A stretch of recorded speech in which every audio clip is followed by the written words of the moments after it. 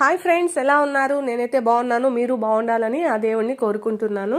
అన్నదాత సుఖీభవ సుఖీభవ అన్నారు పెద్దలు. తిరుమలలో ఉన్న ప్రతి ఒక్కరూ ఆకలితో ఉండకూడదు అనే లక్ష్యంతో నిత్య అన్నదాన ట్రస్ట్ ఏర్పాటు చేయడం జరిగిందండి.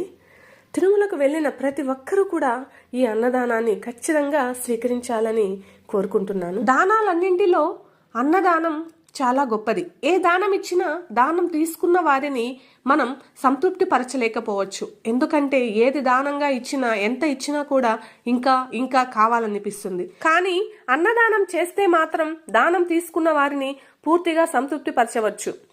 తిరుమలలో శ్రీ వెంకటేశ్వర నిత్య అన్నదాన పథకాన్ని ఏప్రిల్ 6, 1985న అప్పటి గౌరవనీయులైన ఏపీ ముఖ్యమంత్రి శ్రీ నందమూరి తారక రామారావు గారు ప్రారంభించారు. అప్పట్లో ప్రతి రోజుకు 2000 మంది యాత్రికులకు ఉచిత అన్నదానాన్ని ఏర్పాటు చేయడం జరిగింది.